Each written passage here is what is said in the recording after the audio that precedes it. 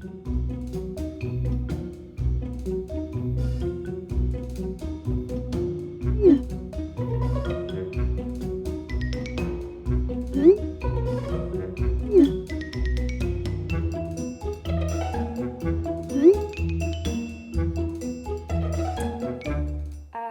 now? Sure. Yeah. All right. Welcome back. It's Lacey and Aaron.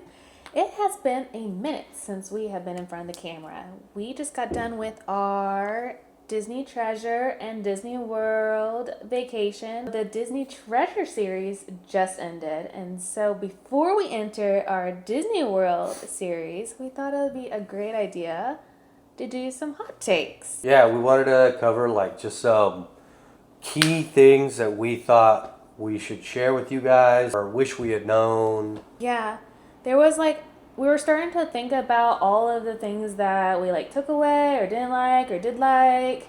Some of the things that we wish we like did more, didn't do. And the list is like pretty massive. So Yeah. instead of spitting all of that out and word vomiting to y'all guys how much that is, we literally just kind of made a top 10, but we want to really give y'all the biggest takeaways that we found from the Disney Treasures. We're going to go ahead and jump right into it so we're not just rambling on. So to start, the Oceaneer Club was a really, really big aspect of the cruise for us. Mm-hmm. And the girls are just about to turn 10 and 9. So they're on the older end of the spectrum when it comes to those kids that go to that. With the girls being older like this, they took full advantage of the Oceaneer Club and had a blast the entire time. They told us that it was one of those things they wish they could have done more. Like, there's so much to do, and we'll get into more of the other stuff, but that was one of those for them. Like, we wanted more. Yeah. And we would definitely suggest trying to get them in there as much as possible. Not for the sake of pawning them off. No, we're totally pawning them off. I'm just kidding. Exactly what Aaron said is that they said they wanted to do it so much more, and we were so infatuated by the amount of stuff that there was to do. So there's just so much to discuss with the Oceaneer Club. It's gonna be really hard to do this hot wash because we honestly could ramble so much on each one of these. Key takeaway. Use the Oceaneer Club for the adult times.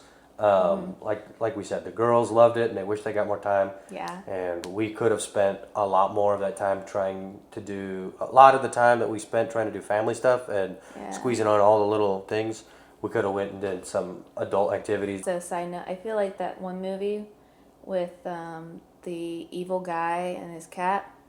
What's with Mike Myers? Austin Powers. I feel like Austin Powers right now with Lily. Anyways. Number 2. Yeah. Number 2. There is a level of like first cruise energy that you mentioned that I was like, oh yeah, we definitely had that. Where you're just trying to do all of it because you're excited and it's new and you know how it is. Like it's almost like you're going to a park, one of the parks where you're like trying to do all this stuff, and like we tried to do as much as we could every single day, you know, and each day we would get to the end of the night and go, wow, we did so much today, and we would tell ourselves, all right, tomorrow we're just gonna have a chill pool day, and then we'd find other stuff. So like, don't feel like you have to go and do everything, because now that it's done, one thing we noticed was how there is so much to do, like activity-wise, but a lot of it is kind of repeat. Like they're making the days feel as similar as possible, and they give that opportunity. Like if you missed it yesterday, it'll be there tomorrow. Or aside from like the plays, you know, most of the other activities, they're all there. If you've watched our series, you'll notice that like multiple times we're saying, yeah, it's midnight, it's 1:30 in the morning, and the kids are getting room service and ordering warm chocolate chip cookies and stuff.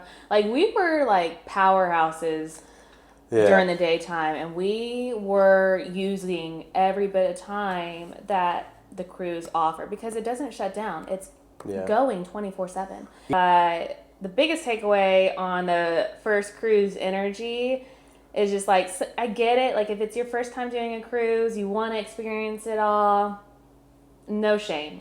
But also, if it is your first cruise, or if you've, done a cruise before, and you can make that choice of like, you don't have to do it all. And so we know that now. So the next cruise that we do, we probably won't do as much stuff. We probably won't go to every trivia or like every bingo, even though I love bingo. We still didn't utilize the movie theater. I got the awesome popcorn bucket. It's the Winnie the Pooh one with the little like Easter bunny ears. And never went to go see a movie. We did go see our plays, Moana and Beauty and the Beast, but we never saw the movies. So that is one thing I wish we did. Number three. Now, I'm skipping ahead a little bit, but because we're talking about this first cruise energy thing, one thing we did not realize when we were booking everything, we were trying to be on top of it all. We were like, oh, we got this all sorted out. Was actual timing. We didn't think about the actual timing of how we were going to do the whole trip. And we should have done the parks before the cruise. Oh, yes. We were so excited about the cruise and went so hard and burned all that energy. By the time we got to our first day, we were like, wow. Okay, let me catch y'all up because y'all, if you're new here, you don't know yet that we surprised the girls with the Disney World parks after the Disney cruise. Like I said, we just finished the Disney Treasure series. Go check it out. But literally right after this, we are starting our Disney World series. And that's because we jumped into the parks right after. So what he's saying is like, well, we realized really quick when we started our first day at the parks was like, whoa, we are like thoroughly exhausted and checked out from the cruise that it was hard to gather up energy for the Disney parks. And so we were even talking to a couple that we found, and they're like, y'all must be new at this because we definitely learned. They made sure to let us know. We should have done that differently. We should have definitely done the parks in the front end and then the cruise in the back. But to be fair, though, just because of how it is, like it's still Disney World. So the excitement was there where we got off the ship on the Embarkation and just chilled. But then day one, we were still like, yeah, we're excited. Let's go do this. And had a great time that day. But then definitely like got back that day exhausted. And the second day was a rough one. Yeah. No. Second day was great because it was Epcot. We lied, guys. Don't change to the parks before the cruise. Just power through. We did it anyways. And no, we definitely. I know that it was. We were, but we know we were regretting it. As excited and as energetic as we were like, dang. Yeah. So the next time when we do it, we're gonna do the parks and then the cruise afterwards and see what that's like. Yeah. Now let's go to, I guess, number 4, since we switched it up a little bit, and go back to the cruise on the late dinners. So this one is questionable and definitely subjective. It's subjective, but you've heard us harp on this one a lot. And we have our perspective. Yeah, like some people will say the late dinner is like a no-go. Like there's no way they can do it. And I totally get it because they might have younger kids and stuff like that, or they might just be some like there might not be night owls. They might be like those that want to like go to sleep early and all that stuff. Which more power to them. Yeah. That's not us. We have older kids, and I guess our energy levels like peak at night. I don't know what it is. Maybe we get a second wind or something. I mean, that's also it goes with like how we were staying up so late. You have dinner that late at night, and then you're still like, well, it's just done with dinner. What's the rest of the night hold? And so, like, obviously, if you're not a fan of staying up late like that, yeah. There are some perks with the late night that we did discover. So one of them is like with the Oceaneer Club counselors, and then they would come to the restaurant that you're at, and then they'll like grab your kids and then just take them over to the Oceaneer Club. They won't grab them. They'll check them in. They'll check them in. They would check them in. It's only for the late night one though. And that was great. The girls utilized that almost every night. They did not do it on the first night. Oh, they don't offer it on the first night. So it's not the girls didn't want to do it. They don't offer it on the first night they get there. So that is the one. That's one of the perks with the late night. The other one that we found that was amazing that all of us enjoyed was how slow and non-crowded everywhere is. Like everywhere. By So, that 5-6 o'clock lull, yeah. So we used that time to go ride the Aqua Mouse a bunch of times. We would go to the adult section on the deck because there's nobody there. Literally, if you want some, because the adult section on the deck is pretty small. Yeah. So The section itself where the bar and the pool and the hot tub is fairly small. The pools itself are definitely small. I will stick by that. Like for the amount of adults that want to go use it, it's like sardines in there. Yeah, people. It's like people soup going on where you're like, and then the boat shaking around. So other than that, the rest of the adult only section, like all the sides of the ship, it's pretty big. all the seating they have, and yeah, it's pretty nice. Yeah, and so we would use that time all the time. The girls would be on the Aqua Mouse because the Aqua Mouse was right there, like right across from the adult section, and so we could see the girls going on the Aqua Mouse tube the whole time. Yeah. And so we would just like hang out over there, and like nobody was there. It was like dead on the deck because everybody's at the earlier dinner time. Yeah, we definitely utilized our late dinner time very well. The key takeaway, like we're keeping on that timing where you can go do all of this stuff while other people, majority of people are either doing laundry somewhere else on the ship, watching shows. Like the pool decks are open. It was like that sunset time, and it was super relaxed. Speaking of laundry, that leads us into number 5. Yeah. So this is something that we didn't even think twice about, and honestly just kind of like lucked out on. We're throwing this out there because it is definitely something to consider. There is only one laundry room on the entire ship, and on the Treasure it's on floor 8 and in a specific spot. And it stays busy. Besides, and that's another part of the late night thing. Like again, if you go back, I can't remember which one it was. I think it was our first day at sea or Tortula or something like that. I went to go do laundry, and I literally said at between 3 and 7 are prime times to go do laundry. It's dead and super like open for you to use. What we lucked out on is that where we were with our stateroom, it was literally the floor above the laundry room, so all we had to do was walk, and we're right by the stairs. Yeah, the key placement was by the forward or aft elevator. Yes. And then we were on the forward, right, because that's where the laundry room was on the Treasure. So being close to the elevator and the stairs, and then being one floor above the laundry room, that was really, really cool. It was so nice just to walk out the door with our hamper, go down one flight of stairs, and be right there. Yeah. Like I can't even imagine trying to like go walk a bunch of walking down the hall and then to an elevator or down the stairs with a big old hamper. Like, oh my gosh, no way. Yeah. So definitely something that I love that we lucked out on. The laundry machines will hook up to your band and stuff. And so because of that, you get notifications when your machine is done. Yeah. So like you don't have to go like worrying or guessing or whatever. And so number 6 though is our guest services. Ooh. The booking. And we harped on this. Another good one. I know, right? There's so many good ones. Yeah. We harped on this on our first day at sea, I believe. Or our embarkation day. Embarkation, we showed you guys, if you've watched our embarkation video. If you haven't, go check it out. But if you watched it, you saw we were able to get Prima Notte, which was that first night tasting, and it was our favorite experience, our favorite tasting of the whole cruise.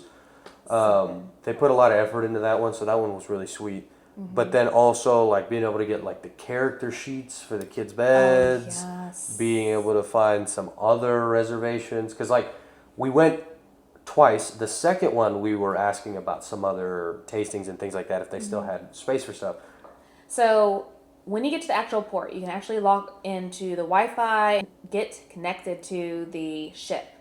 And this is like super important because then you can check on if there's availability for the Royal Gathering. Yeah.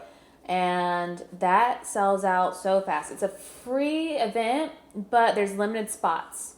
Luckily, guest services was the time to book it or something. I don't know what happened. Maybe some people canceled it or whatever. Right. But anyways, we were able to get a Royal Gathering booking at guest services. So, okay, so number 7 was our Wi-Fi one. A Wi-Fi package. Yes. The Wi-Fi package on the cruise itself is not worth it. It's just not worth it. That's my opinion. You could have a different opinion. That's my opinion. Let us know what you guys think, because like I do think that other people had their perspective on like why it was significant for them contacting people or something. But like she said, we ended up getting it, and it didn't seem worth. No, it is very. You can use it for minimal things, I guess. I don't even know what the word is, but like minimal like outreach. Like, yes, I could text with the Wi-Fi package. Like, I could kind of scroll on my phone. It was a little sluggish, but there's no like us getting onto our email really. There's no like, trying to do any editing on the boat if we wanted to. You look at going on a cruise, just see what your phone carrier offers, because yes, Disney offers different levels. I think they have 3 different levels of Wi-Fi packages, but maybe, just maybe, your phone carrier can outpace and outprice Disney. So just kind of like weigh your odds on that one. Yeah, our phone carrier, had it worked, would have definitely outpriced Disney. So number 8 is the pools, and we hit on the adult section pools. And yes, the adult section pools are tiny. They are small. And like he said, you feel like sardines. And that does not change when you go to other pools on the deck, on the Treasure. They are super small. And there's a lot of kids. There's so many kids. And so there's so many. Who'd have thought on a Disney cruise? I was genuinely surprised. I know. There's, the girls were not bothered. So, like... They loved it. They loved it. They met a lot of friends. They had, like, enjoyed all the company that they were with in those pools. You step out onto the remaining deck. It is a highly packed sardine factory of little miniature humans doing running around. Cruising.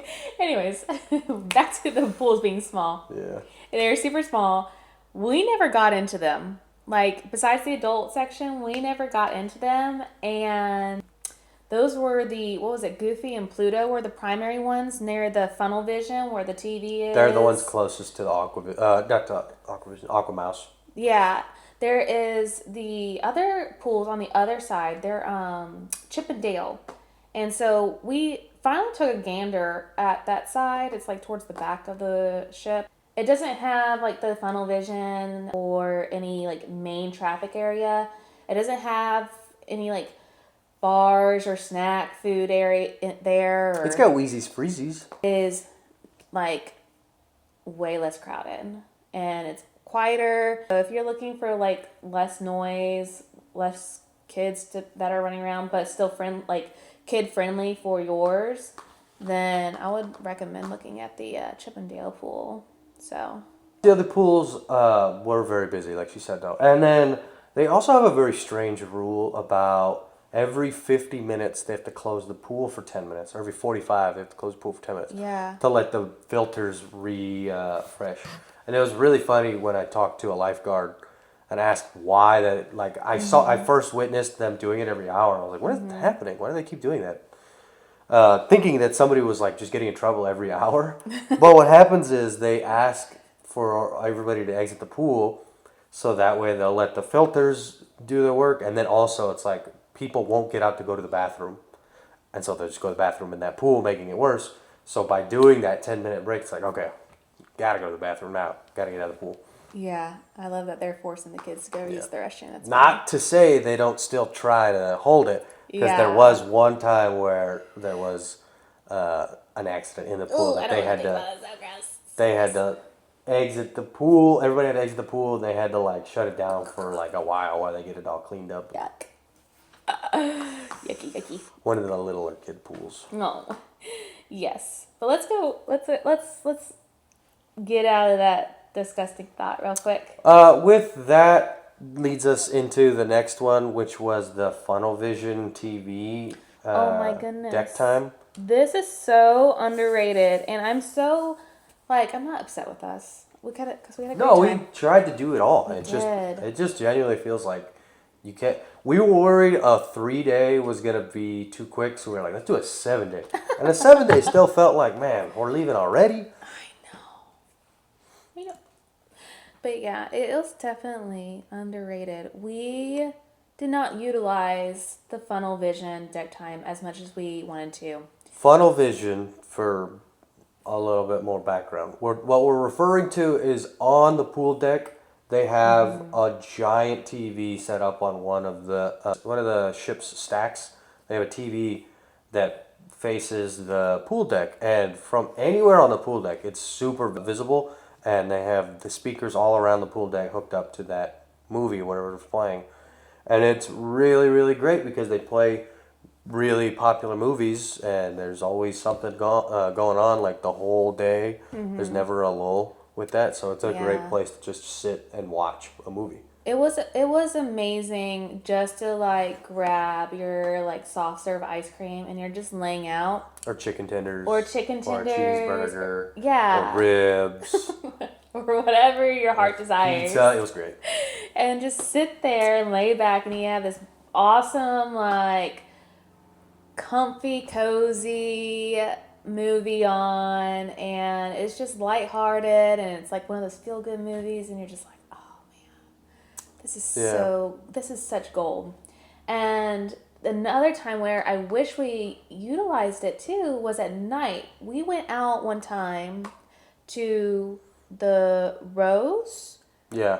And they're playing Star Wars at night on the Funnel Vision. And I just saw... They only play them so late. I forget what the timing was. It was like the last showing was either at like 8 or 11 or something like that. They play them pretty late though. Like it was fairly late, actually. Mm-hmm. It was like 11. Yeah. And you just see all these people. They would grab blankets. I don't know where they get the blankets from. But they were like wearing blankets, and they're just like laying out on the deck at night with the stars and the Funnel Vision, and it's just like it's such a moment of like peace and like tranquility.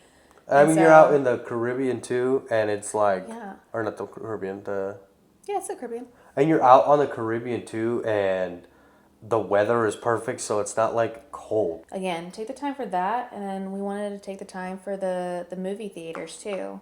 Yeah. Just to relax. So we know that we're going to end up like relaxing a little bit more on the next one. Leading into our next hot take, and this is number 10. I think it's our last one. Now this coincides with doing the parks before the cruise. Mm-hmm. But anyways. Yeah, we said this is our last one, but I think we have like a bonus one or two because there's so much and we want to like give you all the info. Anywho, number 10 is we chose to do Bibbidi Bobbidi Boutique. I always want to say Bibbidi Bobbidi Boo, but Bibbidi Bobbidi Boutique on Embarkation Day. This one's a little bit more like specific rather than general cruising. Like if you don't have kids, if you don't have girls, Yeah, this is something that really was like this worked for us. We chose to do Bibbidi Bobbidi Boutique on Embarkation Day. And it was at like 5 o'clock. So we had gotten on board. We did our whole looking around, getting into our room. We set up the room. We did our, safety briefing and all that stuff. Yeah. And then we went over to Bibbidi Bobbidi Boo. It was a really busy first day. Yeah. And so like at 5 o'clock, it definitely felt a little rushed or whatever. But to what you're pointing with it is like the where I'm getting at with it was that it felt a little rushed, like, oh dang, we have to like get all this stuff done and we have to hurry and get here. But once you got there, one, it's absolutely amazing. It's very slow paced. They treat, the princes and princesses like, of course, like their royalty, and take their time and make them feel special and let them choose what they want to wear and, get them all done up. And then because we had the late dinner, we ended up going over into the late dinner with them in their dresses, and they got to like showcase them there. They went to the Oceaneer Club and they got to showcase them there, and like just, enjoy being that like, so you have that, oh my gosh, I can't believe we're here moment on Embarkation Day. There, that excitement, that initial like energy and just overflowing happiness. And then, the kids are like, oh my gosh, I'm a princess on a cruise ship. It's like all of this like intense happiness just overflowing them. Yeah, the first day doing it was definitely like way more of a luck out than we thought. Yeah, it was just a heightened experience. And then what was awesome is we did the royal gathering the next morning, and I mean they throw in like glue and layers of hairspray when they're doing their hair. So they were able to just go to sleep and then wake up in the next morning and their hair was like still tight and perfect and all that stuff, and it had glitter all in it still. Yeah. So they literally just threw their dresses on, and they literally looked like they just were fresh from Bibbidi Bobbidi Boutique at the royal gathering. And so they were like dressed up like the princesses for their princess meeting, and it just all worked out. And then they went to go swim. Yeah. And what was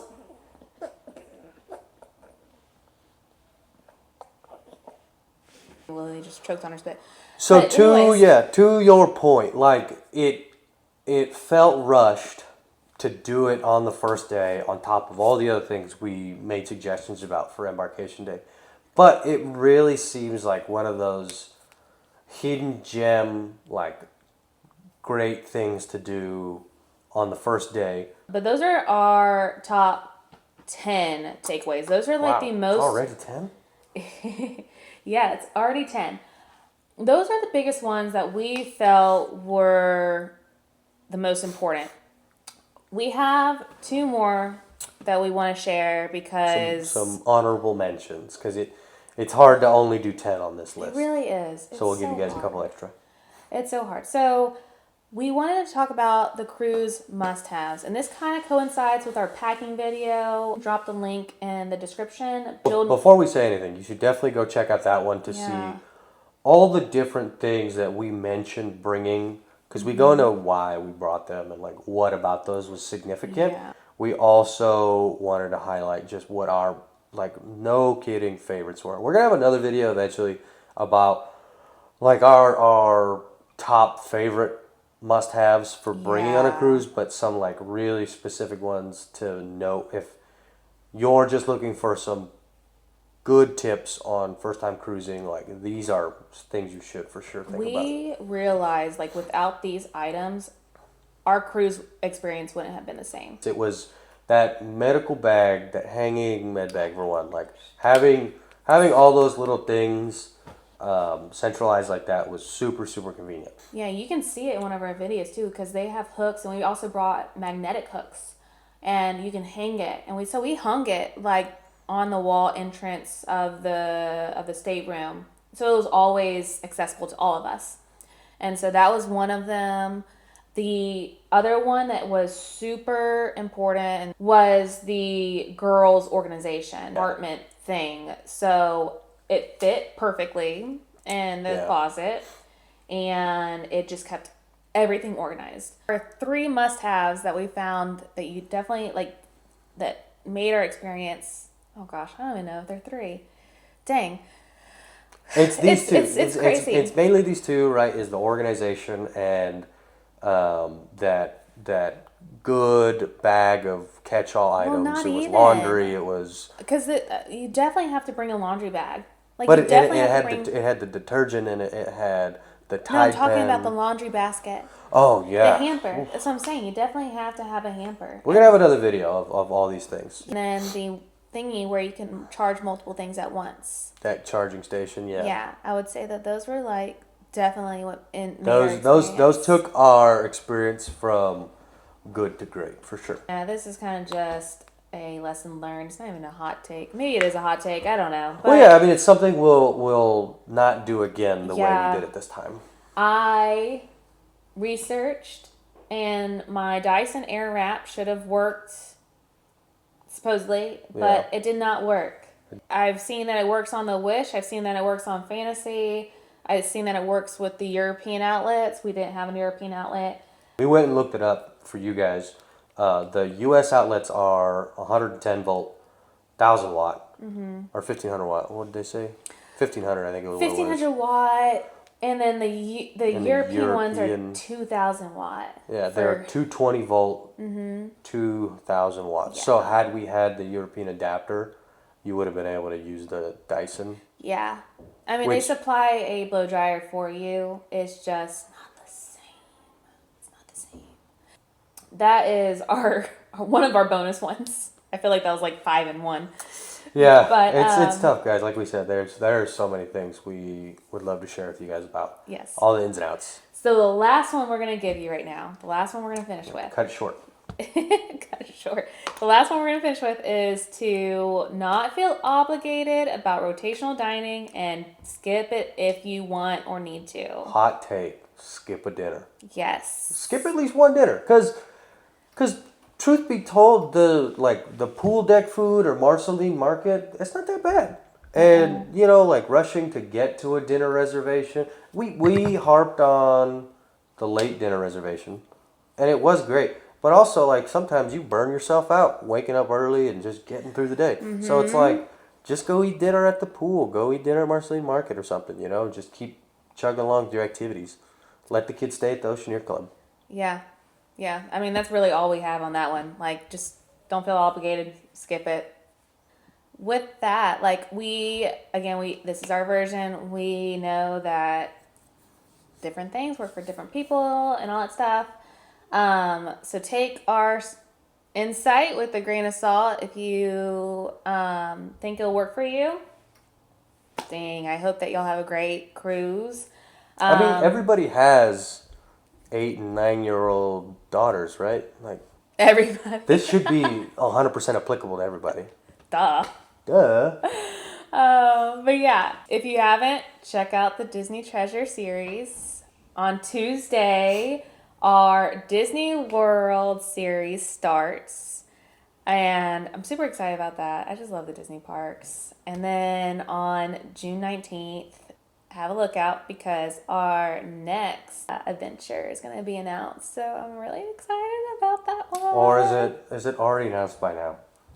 No. No. Yeah. No, it's not announced yet. Yeah. So, yes. I'm really excited to let y'all know where we're going next. Thanks for sticking around, guys, to the end of the video. This was a fun time just being able to share with you guys what we liked, what we didn't like, our recommendations. Mm-hmm. If you guys have anything, let us know. Drop a like, give us a comment on whatever. Subscribe. Definitely check out the rest of the cruise series because there is so much content that we hope is informative or that you guys liked. Yeah, and if y'all have been, on the journey with us, thank you for watching. Yeah. We will see you on the next one.